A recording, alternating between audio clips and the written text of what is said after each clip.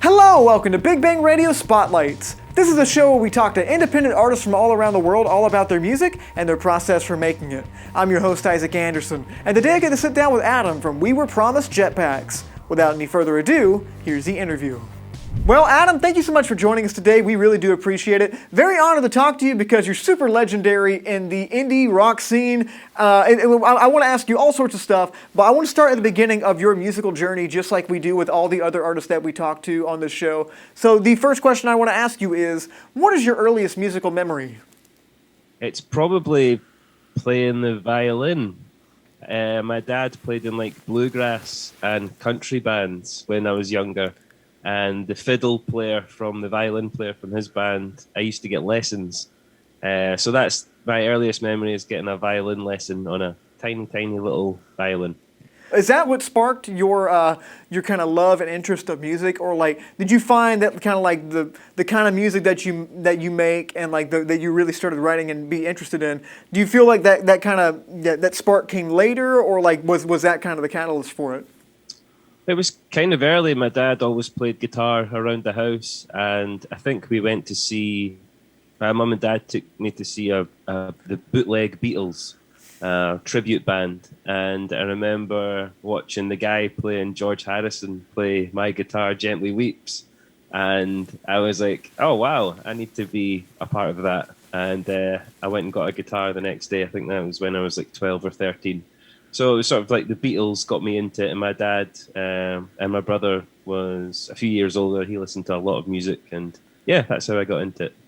Do you remember your first song that you wrote? Like, do you remember kind of like writing that? Do you remember what it was about? Like, a lot of people either are very fond about their first song or like don't remember anything of it. So I'm just really curious what your story is. Yeah, I remember it was in my childhood bedroom. It was getting redecorated, and there was just a little ladder in the room, and that was it. And I was sat on that, and I wrote this song called "It's All Around."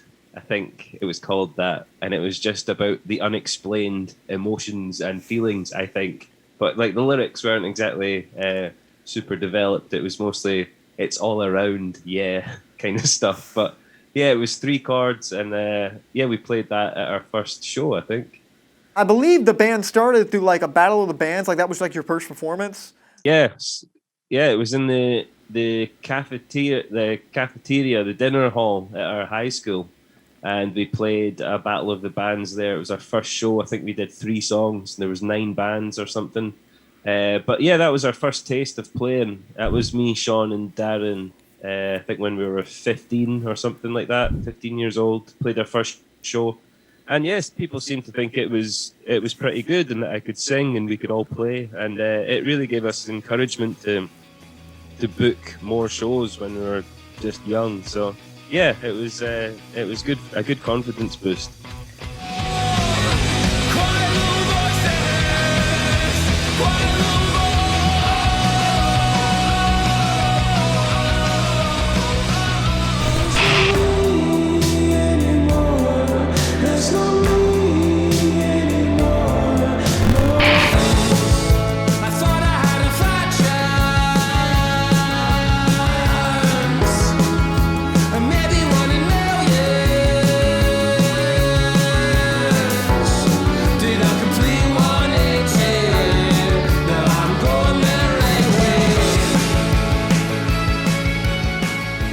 Write your music, do you tend to write individually and like bring the songs to each other, or like do you get in a room, jam, and like you go with whatever the music's going?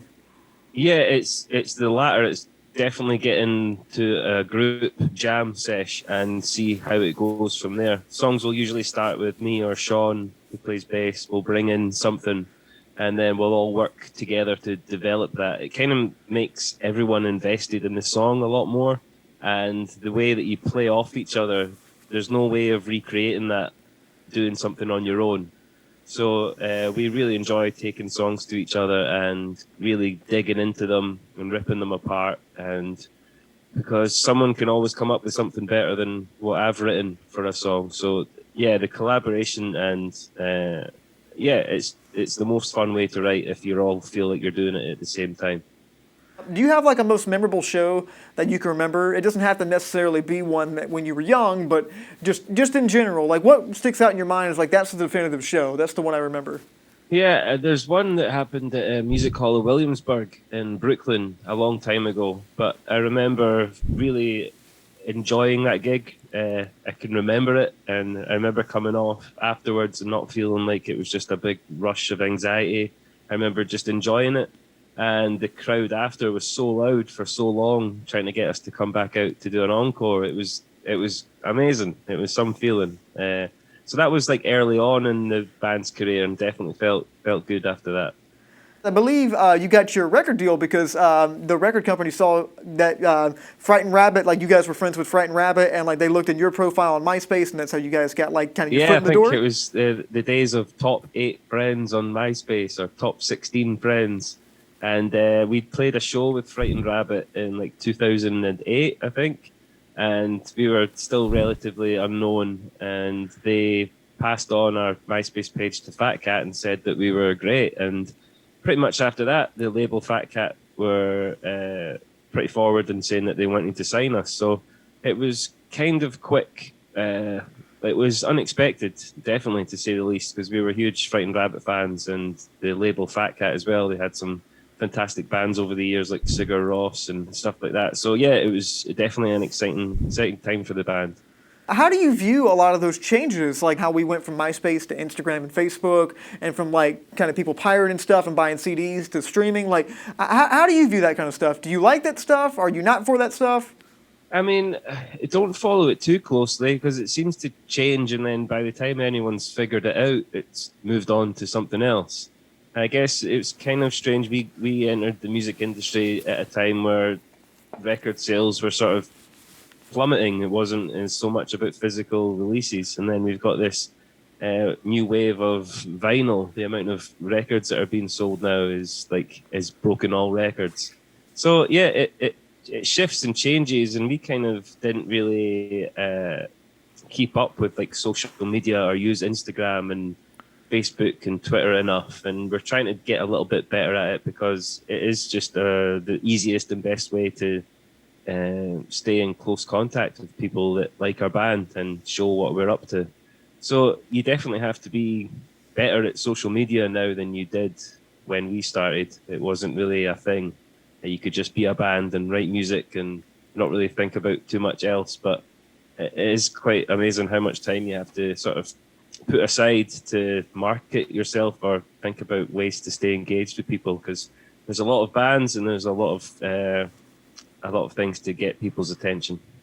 I want to hop on to your debut album, which is These Four Walls. What was it like to see that record gain as much traction as it did? Like you guys got a bunch of sync licensing deals out of it. Like your stuff was in like TV shows and commercials, and yeah, it was amazing because I guess at the time we didn't really know any other way and thought that was just what happened when you released a record, that it was popular and people really liked it and good things happened.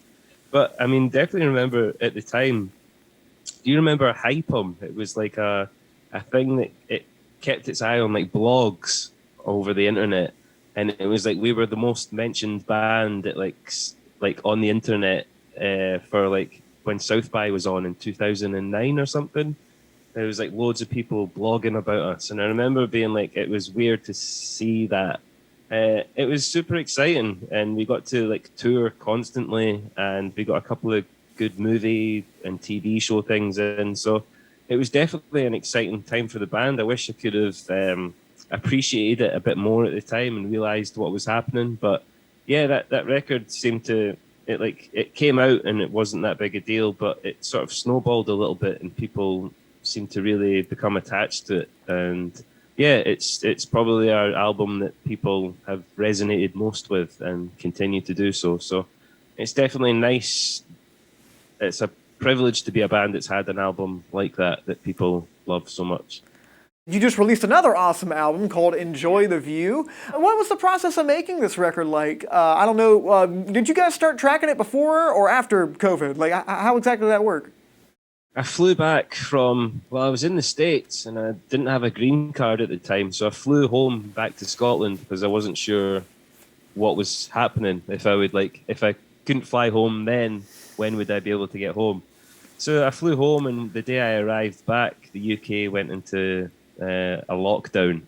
So we started the album on March 23rd last year, and just thought, however long this lasts, we'll write an album in this time to make sure that we have something ready to promote and tour when we're able to again. So that was kind of, we'd planned to do an album, but not quite as quickly or as early as we've ended up doing this one. So for pretty much all of last year, March till November, we wrote and recorded this record. For the first 5 or 6 months, it was all remote. It was sending each other demos and working on them that way.